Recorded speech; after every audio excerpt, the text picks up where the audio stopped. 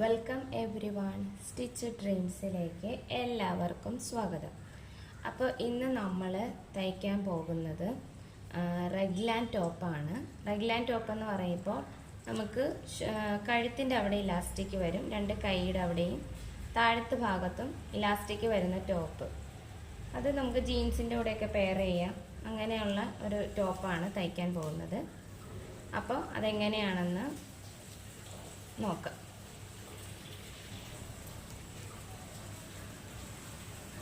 First നമുക്ക് തുണി ഇങ്ങനെ രണ്ടായിട്ട് മടക്കിയിടണം. കണ്ടോ, ഇതുപോലെ രണ്ടായിട്ട് ഇങ്ങനെ തുണി മടക്കിയിടണം.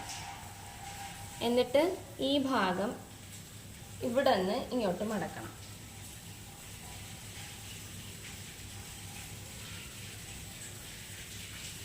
ഇതിപ്പം കുട്ടികളുടെ അളവാണ് കാണിക്കുന്നത്. ഇതുപോലെ തന്നെ അളവ് വലിയവർക്കും തയ്ക്കാം.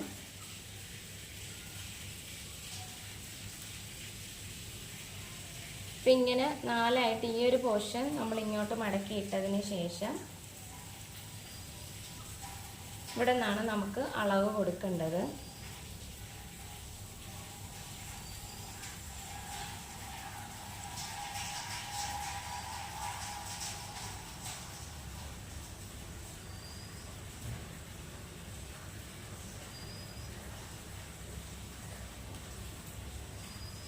ഫസ്റ്റ് നമുക്ക് ഷോൾഡറാണ് അളവ് കൊടുക്കേണ്ടത്.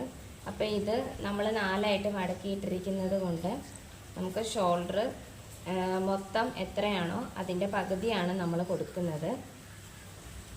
അപ്പോൾ ഇവിടെ ഷോൾഡറിൻ്റെ അളവ് 5 കൊടുക്കേണ്ടത്.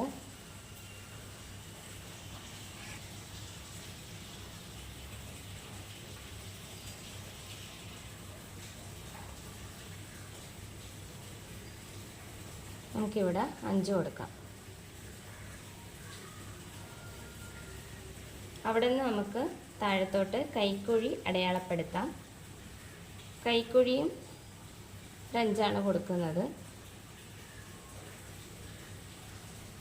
അവിടെ നിന്ന് ചെസ്റ്റ് അളവ് നമുക്കൊരു 8 കൊടുക്കാം. അപ്പോൾ ഇവിടെ ഇത്രയേ ഉള്ളൂ. അപ്പോൾ ഞാനത് മുഴുവനായിട്ടും വരച്ചേക്കുവാണ്. ഒരു 8.25 അപ്പോൾ അതങ്ങ് എടുത്തേക്കുവാണ്. പിന്നെ അവിടെ നിന്ന് കൈക്കുഴിയുടെ അവിടെ 1 ഇഞ്ച് മേളിലോട്ട് നമുക്ക് കൈക്കുഴി വരച്ച് കൊടുക്കാം.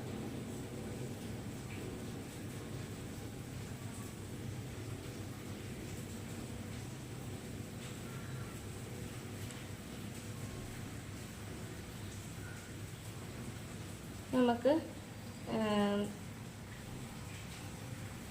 വേസ്റ്റ് ലെങ്ത് ആണ് ആവശ്യം. വേസ്റ്റ് ലെങ്ത് ഈ ടോപ്പ് നമുക്ക് വേസ്റ്റ് ലെങ്ത് അല്ല, നമുക്ക് എത്രയാണോ ഫുൾ ലെങ്ത് വേണ്ടത് അതാണ് കൊടുക്കുന്നത്. അപ്പോൾ ഇവിടെ ഒരു 15 ടോപ്പിൻ്റെ അളവെടുക്കുന്നത്. അപ്പോൾ അത് തയ്യൽ തുമ്പും കൂടെ കൂട്ടി നമുക്കൊരു 16 എടുക്കാം.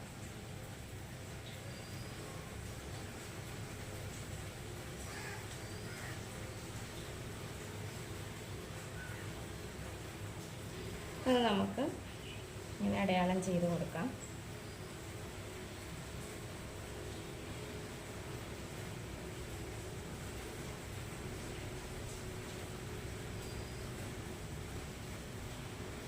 എപ്പോഴും നമ്മൾ ചെസ്റ്റ് അളവ് അടയാളപ്പെടുത്തിയതിന് ശേഷം വേസ്റ്റ് റൗണ്ട് നമ്മളിവിടെ കൊടുക്കും. അപ്പോൾ എപ്പോഴും ചെസ്റ്റ് അളവിനെക്കാട്ടി 1 ഇഞ്ച് കുറവായിരിക്കും. കാര്യം നമുക്ക് അന്നേരമേ ഇങ്ങനെ ഒരു ഷേപ്പ് കൊടുക്കാൻ പറ്റും. ഇതിപ്പോൾ ഒരു ഇലാസ്റ്റിക് താഴെ വരുന്ന ടോപ്പ് ആയതുകൊണ്ട് ഞാനത് കൊടുക്കുന്നില്ല. അപ്പം ഇത്ര അളവുകൾ മതി. ഇതിൽ നമുക്ക് കഴുത്തൊന്നും കൊടുക്കേണ്ട കാര്യമില്ല.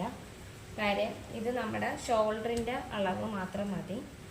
ആ ഷോൾഡറിൻ്റെ അവിടെ നമ്മൾ ഇലാസ്റ്റിക് കൊടുക്കും. ഇനി ഇതിന് കഴുത്ത് നമ്മൾ വെട്ടുന്ന സമയത്ത് കൊടുക്കത്തില്ല. നമുക്ക് കൈക്കുഴിയും ലെങ്ത്തും അതുപോലെ തന്നെ ചെസ്റ്റ് അളവും ഒക്കെ മതി ഇതിന്. അപ്പോൾ നമുക്കിത് വെട്ടിയെടുക്കാം.